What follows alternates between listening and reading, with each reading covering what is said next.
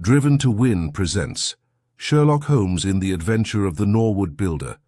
A murder, a wrongly accused man, and one mind that sees beyond the obvious. Sherlock Holmes. Let's begin.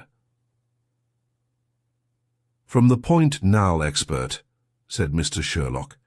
Holmes, London has become a singularly uninteresting city since the death of the later view of the criminal-lamented Professor Moriarty. I can hardly think that you would find many decent citizens to agree with you, I answered. Well, I must not be selfish, said he with a smile, as he pushed back his chair from the breakfast table.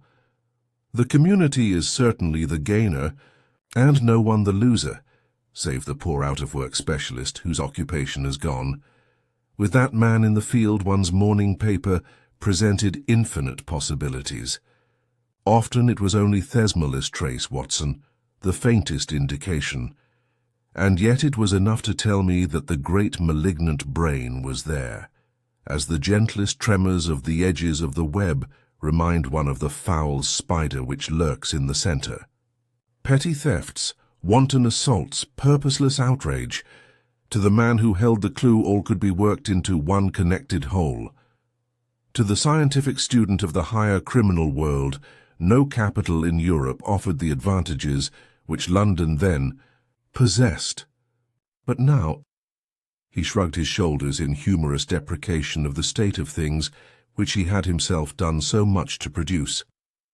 At the time of which I speak, Holmes had been back for some months, and I, at his request, had sold my practice and returned to share the old quarters in Baker Street. A young doctor named Werner had purchased my small Kensington practice, and given with astonishingly little demur the highest price that I ventured to ask, an incident which only explained itself some years later, when I found that Werner was a distant relation of Holmes's, and that it was my friend who had really found the money. Our months of partnership had not been so uneventful as he had stated, for I find, on looking over my notes, that this period includes the case of the papers of ex-President Murillo, and also the shocking affair of the Dutch steamship Friesland, which so nearly cost us both our lives. His cold and proud nature was always averse, however, to anything in the shape of public applause, and he bound me in the most stringent terms to say no further word of himself, his methods, or his successes, a prohibition which, as I have explained, has only now been removed. Mr. Sherlock Holmes was leaning back in his chair after his whimsical protest, and was unfolding his morning paper in a leisurely fashion, when our attention was arrested by a tremendous ring at the bell, followed immediately by a hollow drumming sound, as if someone were beating on the outer door with his fist.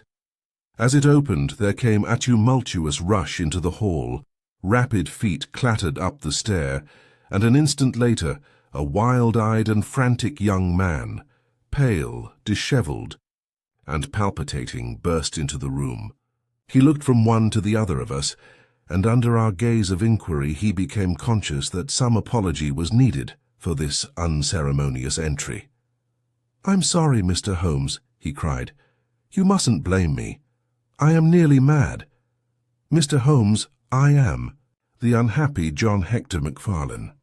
He made the announcement as if the name alone would explain both his visit and its manner, but I could see by my companion's unresponsive face that it meant no more to him than to me. "Have a cigarette, Mr. Macfarlane," said he, pushing his case across. "I am sure that with your symptoms, my friend Dr. Watson here would prescribe a sedative. The weather has been so very warm these last few days. Now, if you feel a little more composed, I should be glad if you would sit down in that chair and tell us very slowly and quietly who you are and what it is that you want. You mentioned your name as if I should recognize it, but I assure you that, beyond the obvious facts that you are a bachelor, a solicitor, a Freemason, and an asthmatic, I know nothing whatever about you. Familiar as I was with my friend's methods, it was not difficult for me to follow his deductions and to observe the untidiness of attire, the sheaf of legal papers, the watch charm, and the breathing which had prompted them. Our client, however, stared, in amazement. "Yes, I am all that, Mr. Holmes, and in addition, I am the most unfortunate man at this moment in London. For heaven's sake, don't abandon me, Mr. Holmes. If they come to arrest me before I have finished my story, make them give me time so that I may tell you the whole truth. I could go to jail happy if I knew that you were working for me outside." "Arrest you," said Holmes. "This is really most interesting. On what charge do you expect to be arrested?" "Upon the charge of murdering Mr. Jonas Oldacre of Lower Norwood." My companion's expressive face showed a sympathy which was not, I'm afraid, entirely unmixed with satisfaction. "Dear me," said he, "it was only this moment at breakfast that I was saying to my friend Dr. Watson that sensational cases had disappeared out of our papers." Our visitor stretched forward a quivering hand and picked up the Daily Telegraph, which still lay up on Holmes's knee. "If you had looked at it, sir, you would have seen at a glance what the errand is on which I have come to you this morning. I feel as if my name and my misfortune must be in every man's mouth." He turned it over to expose the central page. "Here it is, and with your permission I will read it to you. Listen to this, Mr. Holmes. The headlines are, 'Mysterious Affair at Lower Norwood. Disappearance of a well-known builder. Suspicion of murder and arson. A clue to the criminal.' That is the clue which they are already following, Mr. Holmes, and I know that it leads infallibly to me. I have been followed from London Bridge Station, and I am sure that they are only waiting for the warrant to arrest me. It will break my mother's heart. It will break her heart." He wrung his hands in an agony of apprehension and swayed backwards and forwards in his chair. I looked with interest upon this man who was accused of being the perpetrator of a crime of violence. He was flaxen-haired and handsome in a washed-out negative fashion, with frightened blue eyes and a clean-shaven face, with a weak, sensitive mouth. His age may have been about 27, his dress and bearing that of a gentleman. From the pocket of his light summer overcoat protruded the bundle of endorsed papers, which proclaimed his profession. "We must use what time we have," said Holmes. "Watson, would you have the kindness to take the paper and to read me the paragraph in question?" Underneath the vigorous headlines which our client had quoted, I read the following suggestive narrative. "Late last night, or early this morning, an incident occurred at Lower Norwood, which points, it is feared, to a serious crime. Mr. Jonas Oldacre is a well-known resident of that suburb, where he has carried on his business as a builder for many years. Mr. Oldacre is a bachelor, 52 years of age, and lives in Deepdean House at the Sydenham end of the road of that name. He has had the reputation of being a man of eccentric habits, secretive and retiring. For some years he has practically withdrawn from the business, in which he is said to have amassed considerable wealth.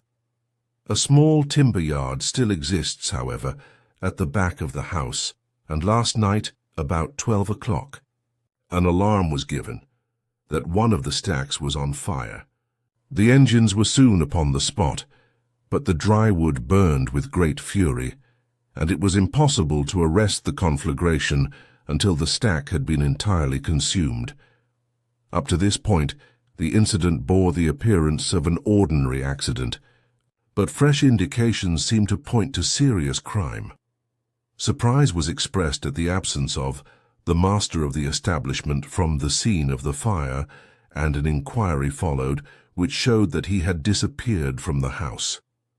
An examination of his room revealed that the bed had not been slept in, that a safe which stood in it was open, that a number of important papers were scattered about the room, and finally that there were signs of a murderous struggle, slight traces of blood being found within the room, and an oaken walking stick which also showed stains of blood upon the handle.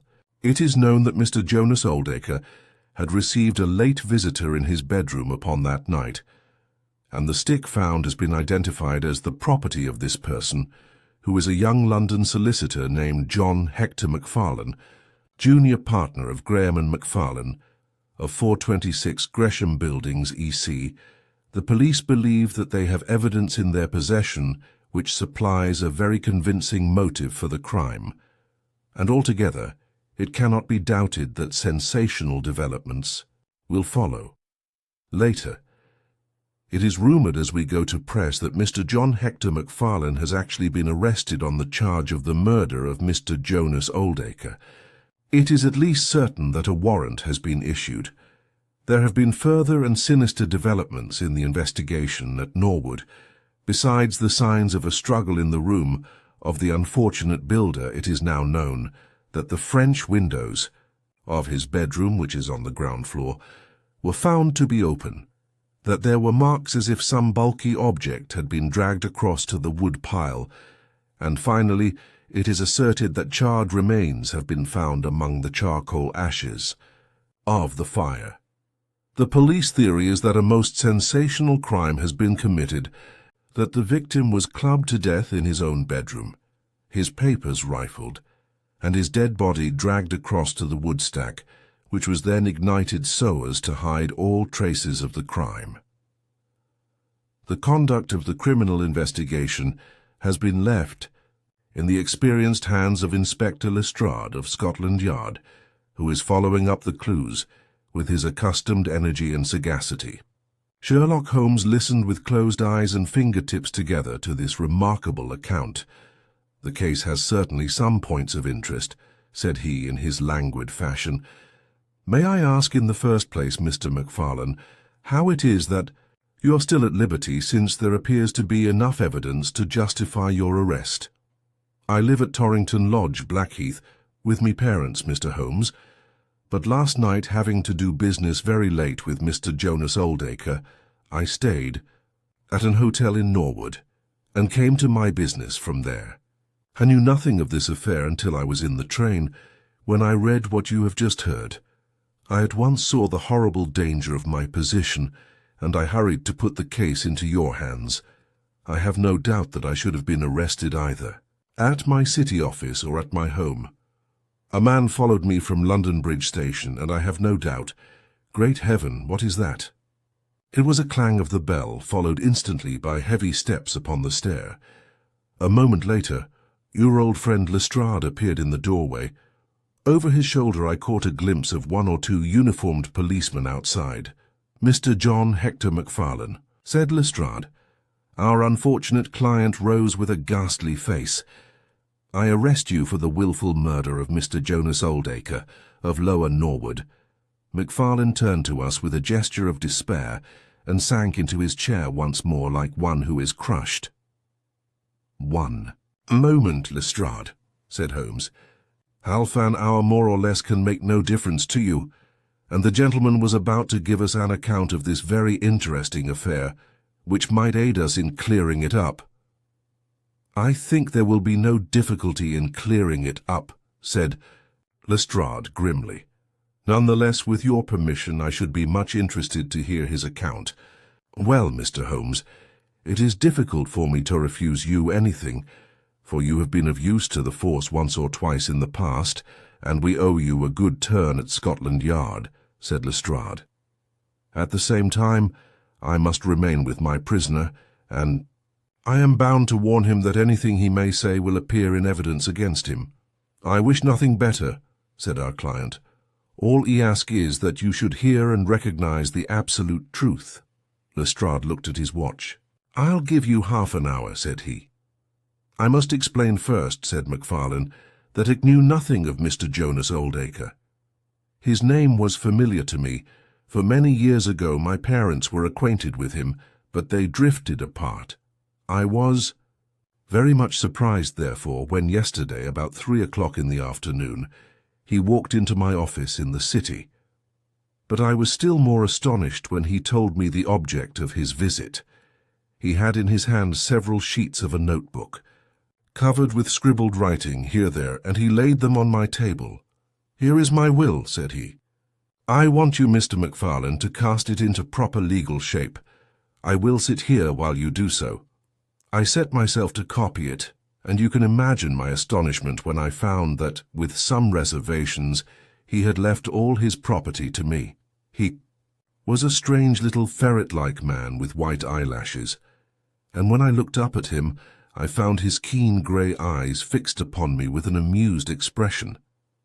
I could hardly believe my own senses as I read the terms of the will, but he explained that he was a bachelor, with hardly any living relation, that he had known my parents in his youth, and that he had always heard of me as a very deserving young man, and was assured that his money would be in worthy hands.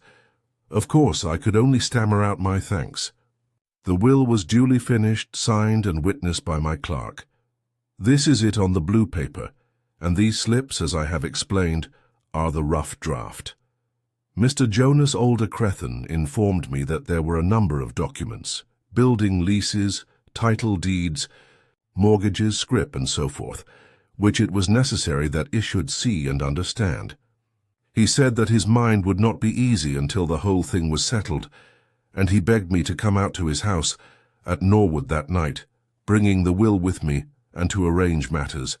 Remember, my boy, don't own word to your parents about the affair until everything is settled. We will keep it as a little surprise for them. He was very insistent upon this point, and made me promise it faithfully. You can imagine, Mr. Holmes, that I was not in a humour to refuse him anything that he might ask. He was my benefactor, and all my desire was to carry out his wishes in every particular. I sent a telegram home, therefore, to say that I had important business on hand, and that it was impossible for me to say how late I might be. Mr. Oldacre had told me that he would like me to have supper with him at 9, as he might not be home before that hour. I had some difficulty in finding his house, however, and it was nearly 1:30 before I reached it. I found him— "One moment," said Holmes, who opened the door. A middle-aged woman, who was, I suppose, his housekeeper. "And it was she, I presume, who mentioned your name?" "Exactly," said Macfarlane. "Pray proceed." Macfarlane wiped his damp brow, and then continued his narrative. "I was shown by this woman into a sitting-room where a frugal supper was laid out. Afterwards, Mr. Jonas Oldacre led me into his bedroom, in which there stood a heavy safe. This he opened and took out a mass of documents, which we went over together. It was between 11 and 12 when we finished. He remarked that we must not disturb the housekeeper. He showed me out through his own French window, which had been open all this time." "Was the blind down?" asked Holmes. "I will not be sure, but I believe that it was only half down. Yes, I remember how he pulled it up in order to swing open the window. I could not find my stick, and he said, 'Never mind, my boy, I shall see a good deal of you now, I hope, and I will keep your stick until you come back to claim it.' I left him there, the safe open, and the papers made up in packets upon the table. It was so late that I could not get back to Blackheath, so I spent the night at the Annerley Arms, and I knew nothing more until I read of this horrible affair in the morning." "Anything more that you would like to ask, Mr. Holmes?" said Lestrade, whose eyebrows had gone up once or twice during this remarkable explanation. "Not until I have been to Blackheath." "You mean to Norwood," said Lestrade. "Oh, yes.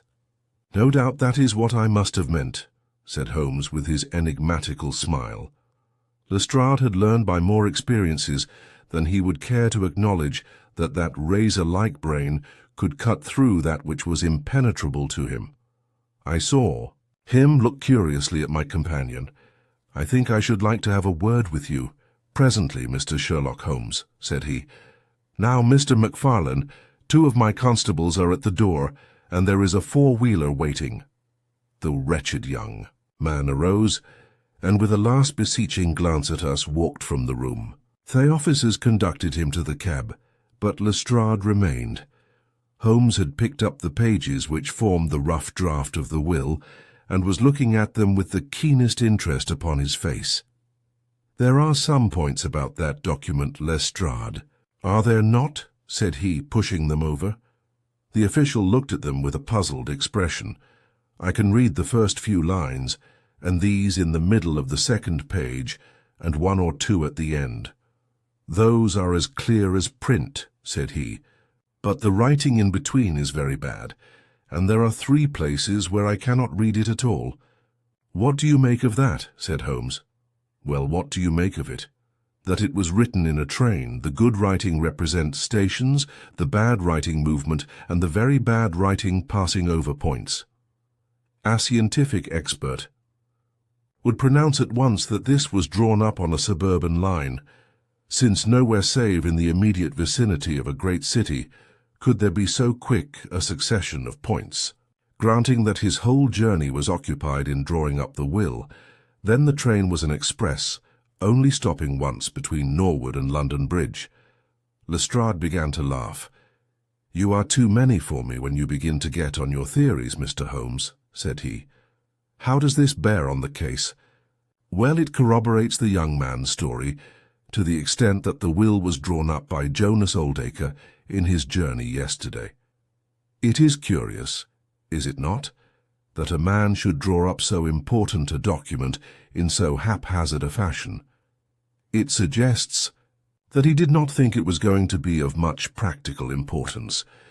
If a man drew up a will which he did not intend ever to be effective, he might do it so." "Well, he drew up his own death warrant at the same time," said Lestrade. "Oh, you think so, don't you? Well, it is quite possible, but the case is not clear to me yet. Not clear. Well, if that isn't clear, what could be clear? Here is a young man who learns suddenly that if a certain older man dies, he will succeed to a fortune. What does he do? He says nothing to anyone, but he arranges that he shall go out on some pretext to see his client that night.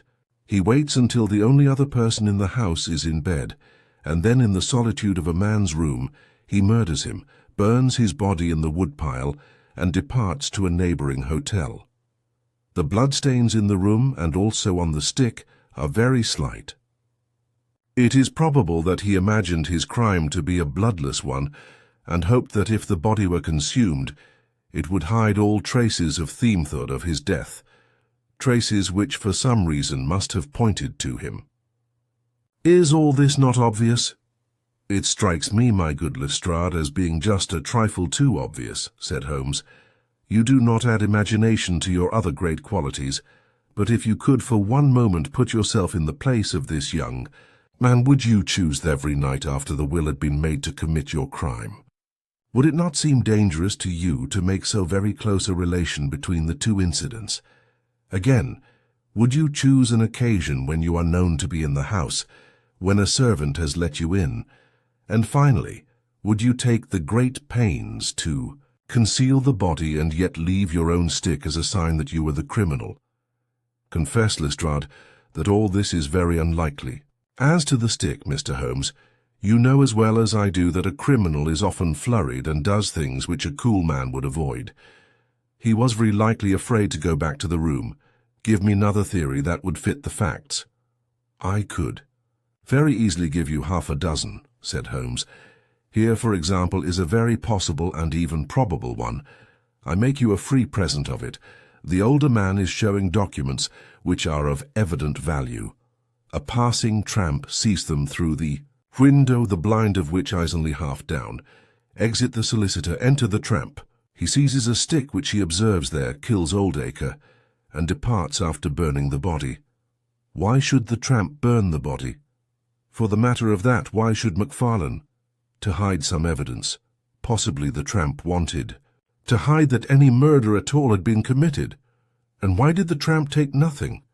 Because they were papers that he could not negotiate." Lestrade shook his head, though it seemed to him that his manner was less absolutely assured than before. "Well, Mr. Sherlock Holmes, you may look for your tramp, and while you are finding him, we will hold on to our man.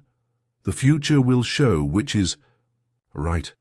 Just notice this point, Mr. Holmes, that so far as we know none of the papers were removed, and that the prisoner is the one man in the world who had no reason for removing them, since he was heir at law and would come into them in any case." My friend seemed struck by this remark. I don't mean to deny that the evidence is in some ways very strongly in favor of your theory, said he. I only wish to point out that there are other theories possible. As you say, the future will decide. Good morning. I dare say that in the course of the day I shall drop in at Norwood and see how you are getting on. When the detective departed, my friend rose and made his preparations for the day's work, with the alert air of a man who has a congenial task before him. My first movement, Watson, said he, as he bustled into his frock-coat, must, as I said, be in the direction of Blackheath. And why not Norwood? Because we have in this case one singular incident coming close to the heels of another singular incident. The police are making the mistake of concentrating their attention upon the second, because it happens to be the one which is actually criminal. But it is evident to me that the logical way to approach the case is to begin by trying to throw some light upon the first incident, the curious will so suddenly made and to so unexpected an heir. It may do something to simplify what followed. No, my dear fellow, I don't think you can help me. There is no prospect of danger, or I should not dream of stirring out without you. I trust that when I see you in the evening I will be able to report that I have been able to do something for this unfortunate youngster who has thrown himself upon my protection. It was late when my friend returned, and I could see by a glance at his haggard and anxious face that the high hopes with which he had started had not been fulfilled. For an hour he droned away upon his violin, endeavoring to soothe his own ruffled spirits. At last he flung down the instrument and plunged into a detailed account of his misadventures. It's all going wrong, Watson, all as wrong as it can go. I kept a bold face before Lestrade, but upon my soul I believe that for once the fellow is on the right track, and we are on the wrong. All my instincts are one way, and all the facts are the other, and I much fear that British juries have not yet attained that pitch of intelligence when they will give the preference to my theories over Lestrade's facts. Did you go to Blackheath?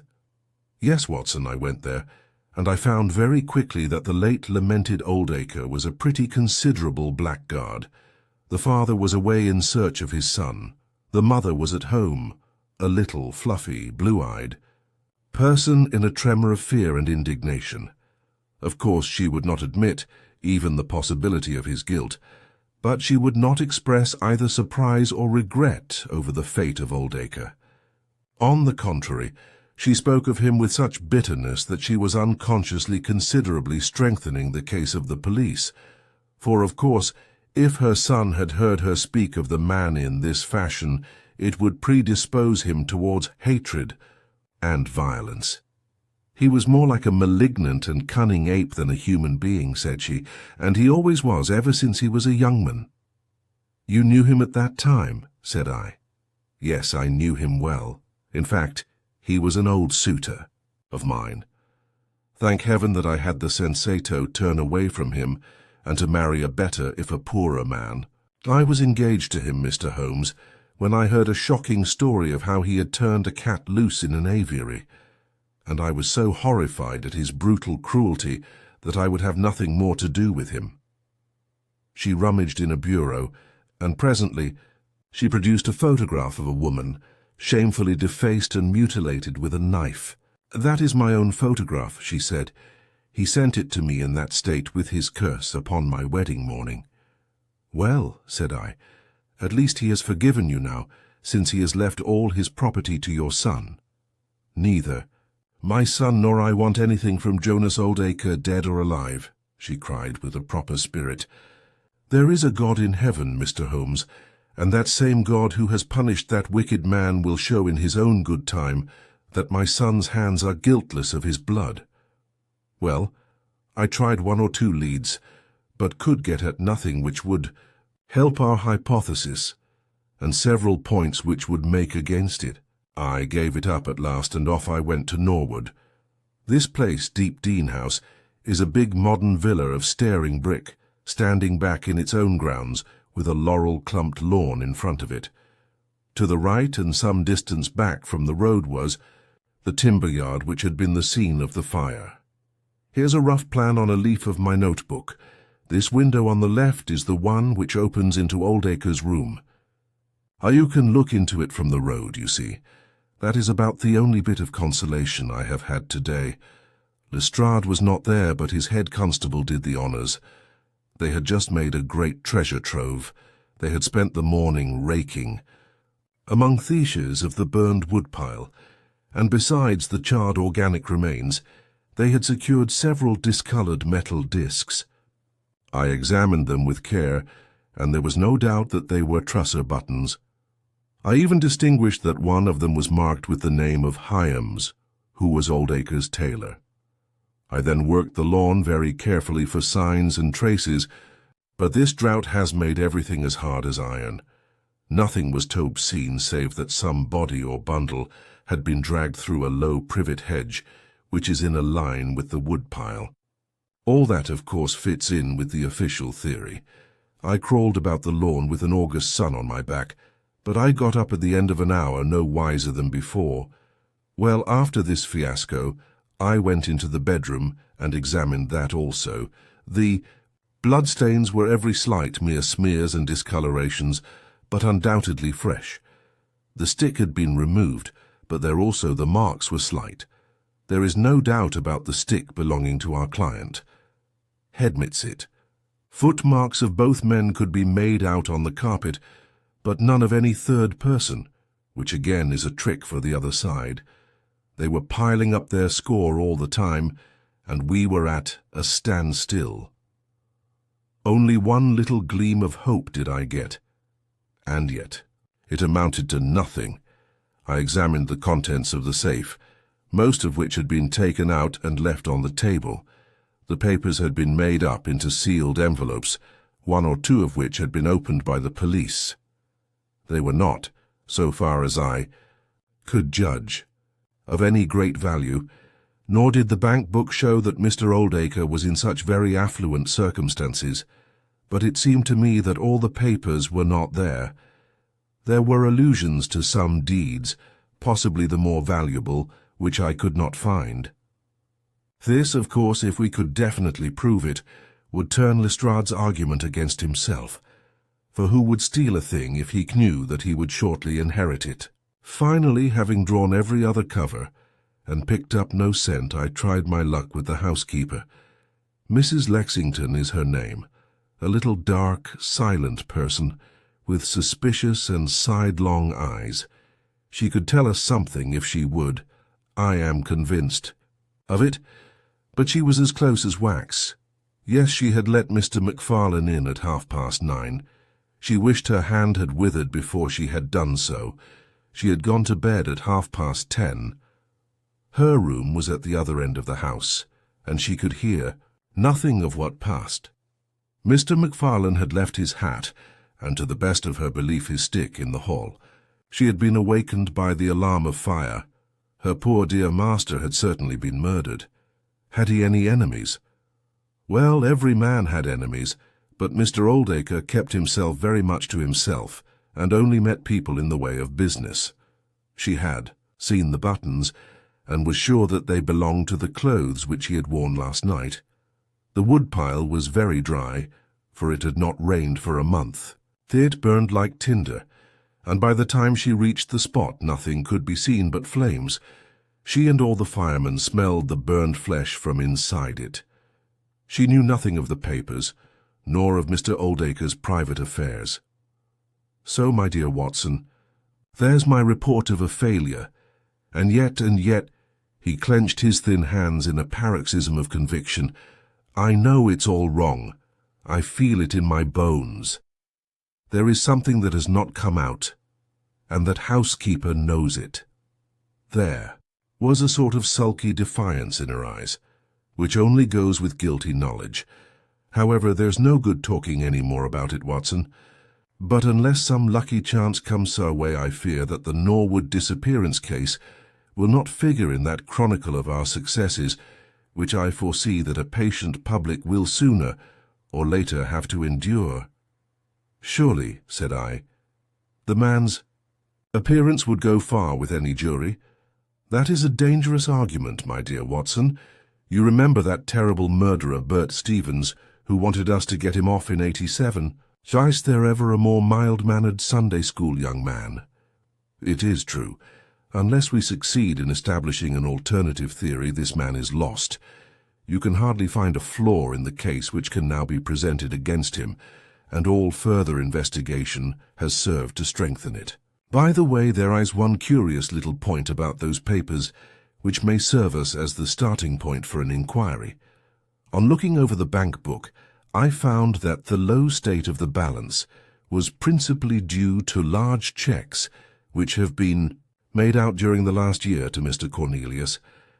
I confess that I should be interested to know who this Mr. Cornelius may be, with whom a retired builder has such very large transactions. Is it possible that he's had a hand in the affair? Cornelius might be a broker, but we have found no script to correspond with these large payments. Failing any other indication, my researches must now take the direction of an inquiry at the bank for the gentleman who's cashed these cheques. But I fear, my dear fellow, that our case will end ingloriously by Lestrade hanging our client, which will certainly be a triumph for Scotland Yard. I do not know how far Sherlock Holmes took sleep that night, but when I came down to breakfast I found him pale and harassed, his bright eyes the brighter for the dark shadows round them. The carpet round his chair was littered with cigarette ends and with the early editions of the morning papers. An open telegram lay upon the table. "What do you think of this, Watson?" he asked, tossing it across. It was from Norwood, and ran as follows: "Important fresh evidence to hand. Macfarlane's guilt definitely established. Advise you to abandon case. Lestrade." "This sounds serious," said I. "It is Lestrade's little cock-a-doodle of victory," Holmes answered with a bitter smile. "And yet, it may be premature to abandon the case. After all, important fresh evidence is a two-edged thing, and may possibly cut in a very different direction to that which Lestrade imagines. Take your breakfast, Watson, and we will go out together and see what we can do. I feel as if I shall need your company and your moral support today."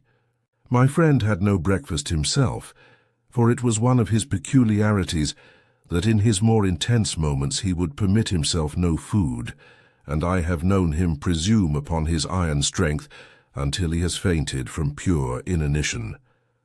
"At present, cannot spare energy and nerve force for digestion," he would say in answer to my medical remonstrances. I was not surprised, therefore, when this morning he left his untouched meal behind him and started with me for Norwood. A crowd of morbid sightseers were still gathered round Deep Dean House, which was just such a suburban villa as I had pictured. Within the gates, Lestrade met us, his face flushed with victory, his manner grossly triumphant. "Well, Mr. Holmes, have you proved us to be wrong yet? Have you found your tramp?" he cried. "I have formed no conclusion whatever," my companion answered, "but we formed ours yesterday, and now it proves to be correct, so you must acknowledge that we have been a little in front of you this time. Mr. Holmes, you certainly have the air of something unusual having occurred," said Holmes. Lestrade laughed loudly. "You don't like being beaten any more than the rest of us do," said he. "A man can't expect always to have it his own way, can he, Dr. Watson? Step this way, if you please, gentlemen, and I think I can convince you once for all that it was John Macfarlane who did this crime." He led us through the passage and out into a dark hall beyond. "This is where young Macfarlane must have come out to get his hat after the crime was done," said he. "Now look at this." With dramatic suddenness he struck a match and by its light exposed a stain of blood upon the whitewashed wall. As he held the match nearer, I saw that it was more than a stain. It was the well-marked print of a thumb. "Look, and that with your magnifying glass, Mr. Holmes." "Yes, I am doing so. You are aware that no two thumb marks are alike?" "I have heard something of the kind." "Well then, will you please compare that print with this wax impression of young Macfarlane's right thumb, taken by my orders this morning?" As he held the waxen print close to the bloodstain, it did not take a magnifying glass to see that the two were undoubtedly from the same thumb. It was evident to me that our unfortunate client was lost. "That is final," said Lestrade. "Yes, that is final," I involuntarily echoed. "It is final," said Holmes. Something in his tone caught my ear, and I turned to look at him. An extraordinary change had come over his face. It was writhing with inward merriment. His two eyes were shining like stars. It seemed to me that he was making desperate efforts to restrain a convulsive attack of laughter. "Dear me, dear me," he said at last. "Well, now, who would have thought it? And how deceptive appearances may be, to be sure. Such a nice young man to look at. It is a lesson to us not to trust our own judgment, is it not, Lestrade?" "Yes, some of us are a little." "Too much inclined to be cocksure, Mr. Holmes," said Lestrade. "Thamon's insolence was maddening, but we could not resent it. What a providential thing that this young man should press his right thumb against the wall in taking his hat from the peg. Such a very natural action, too, if you come to think of it."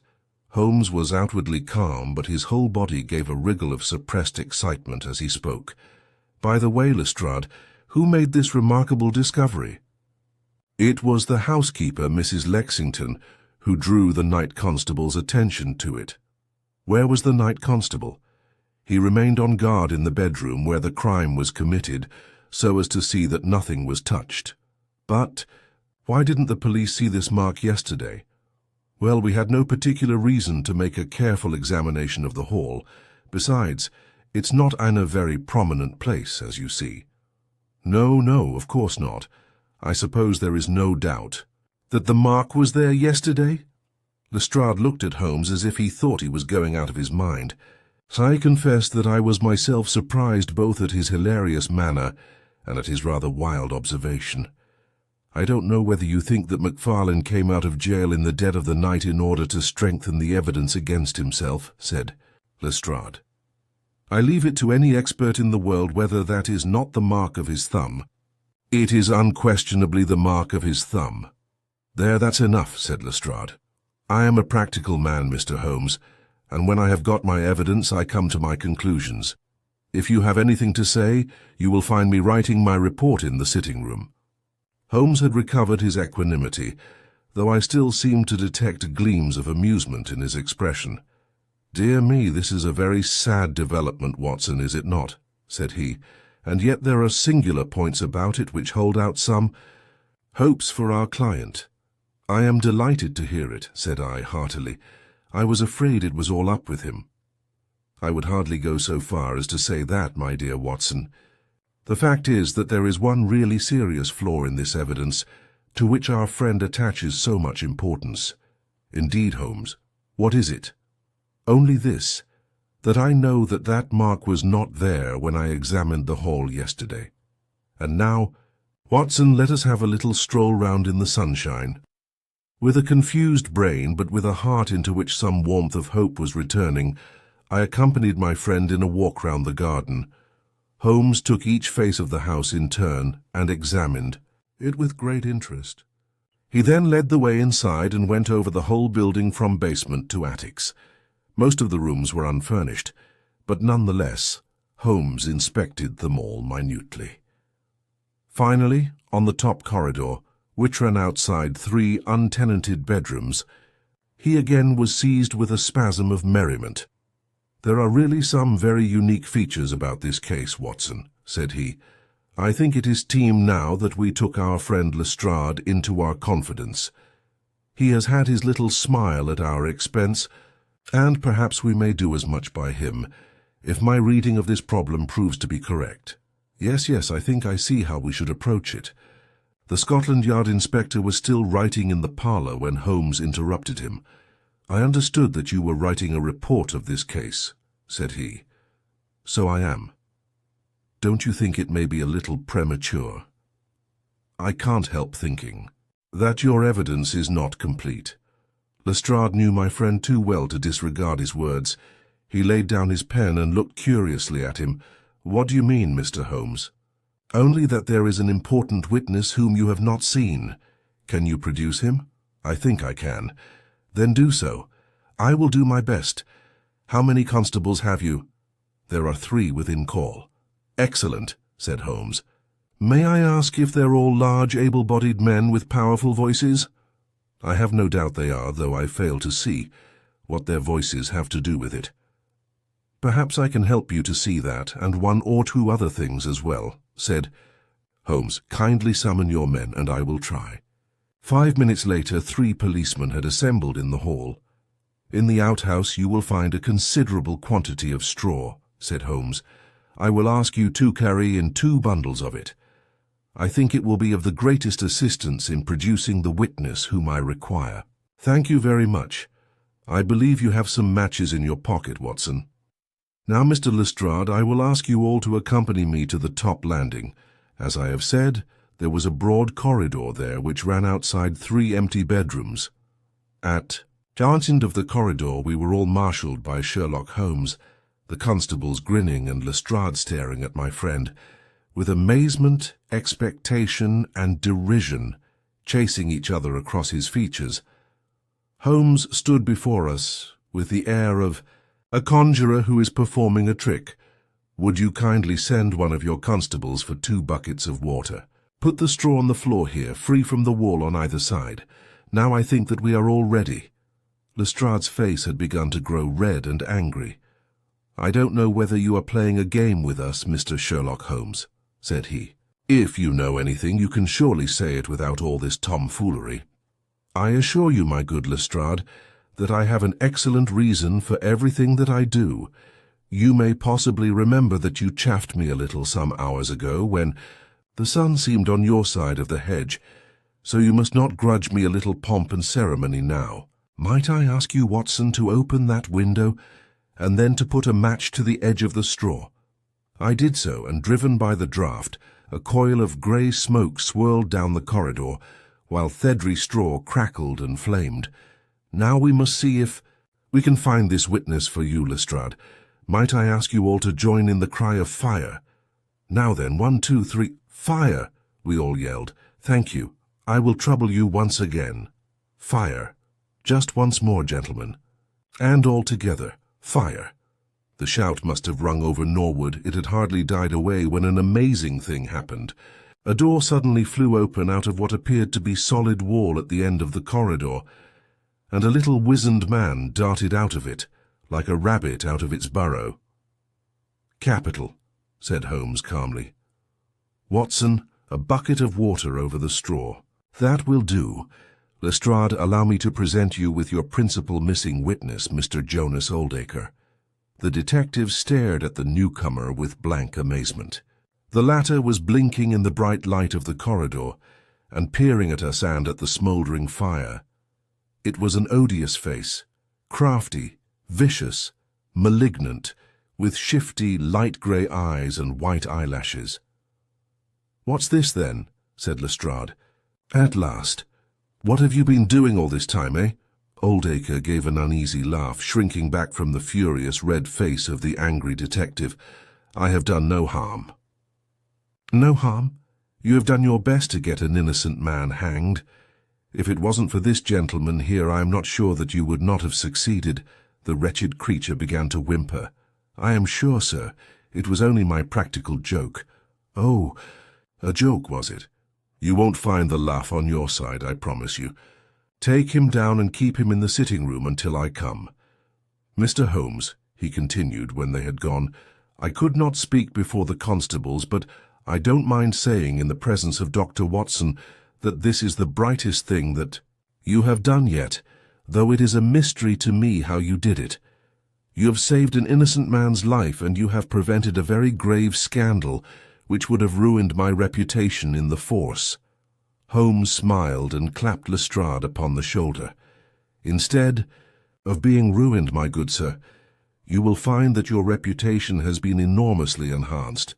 Just make a few alterations in that report which you were writing, and they will understand how hard it is to throw dust in the eyes of Inspector Lestrade. And you don't want your name to appear? Not at all. The work is its own reward. Perhaps I shall get the credit also at some distant day, when I permit my zealous historian to lay out his foolscap once more. Eh, Watson? Well, now let us see where this rat has been lurking. A lath and plaster partition had been run across the passage 6 feet from the end, with a door cunningly concealed in it. It was lit within by slits under the eaves. A few articles of furniture and a supply of food and water were within, together, with a number of books and papers. "There's the advantage of being a builder," said Holmes as we came out.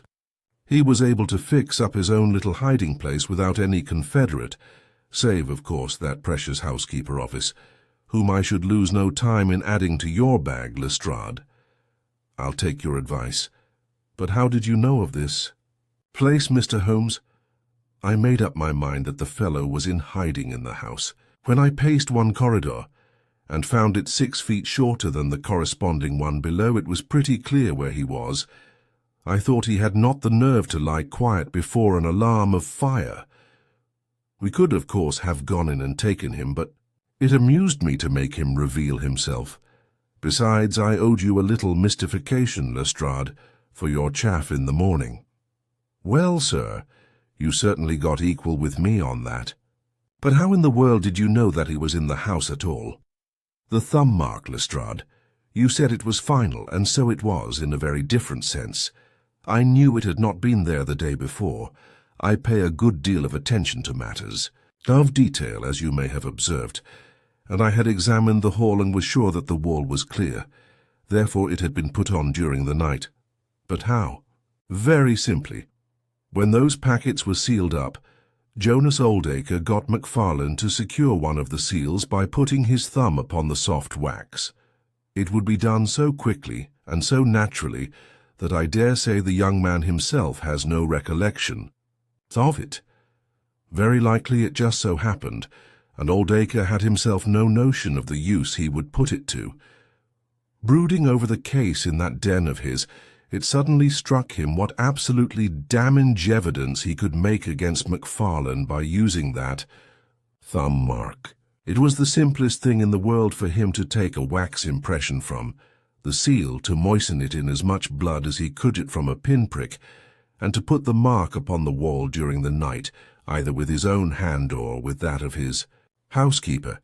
If you examine among those documents which he took with him into his retreat, I will lay you a wager that you find the seal with the thumb mark upon it. Wonderful, said Lestrade. Wonderful. It's all as clear as crystal, as you put it. But what is the object of this deep deception, Mr. Holmes? It was amusing to me to see how the detective's overbearing manner had changed suddenly to that of a child asking questions of its teacher. Well, I don't think that is very hard to explain. A very deep, malicious, vindictive personis, the gentleman who is now awaiting us downstairs. You know that he was once refused by Macfarlane's mother. You don't. I told you that you should go to Blackheath first and Norwood afterwards. Well, this injury, as he would consider it, has rankled in his wicked, scheming brain, and all his life he has longed for vengeance, but never seen his chance. During the last year or two, things have gone against him. Secret speculation, I think, and he finds himself in a bad way. He determines to swindle his creditors, and for this purpose he pays large checks to a certain Mr. Cornelius, who is, I imagine, himself under another name. I have not traced these checks yet, but I've no doubt that they were banked under that name at some provincial town where Oldacre from time to time led a double existence. He intended to change his name altogether, draw this money, and vanish, starting life again elsewhere. Well, that's likely enough. It would strike him that in disappearing he might throw all pursuit off his track, and at the same time have an ample and crushing revenge upon his old sweetheart, if he could give the impression that he had been murdered by her only child. It was a masterpiece of villainy, and he carried it out like a master. The idea of the will, which would give an obvious motive for the crime, the secret visit unknown to his own parents, the retention of the stick, the blood and the animal remains and buttons in the woodpile, all were admirable. It was a net from which it seemed to him a few hours ago that there was no possible escape, But he had not that supreme gift of the artist, the knowledge of when to stop. He wished to improve that which was already perfect, to draw the rope tighter, yet round the neck of his unfortunate victim, and so he ruined all. Let us descend, Lestrade. There are just 1 or 2 questions that I would ask him. The malignant creature was seated in his own parlour with a policeman upon each side of him. It was a joke, my good sir, a practical joke, nothing more. He whined incessantly.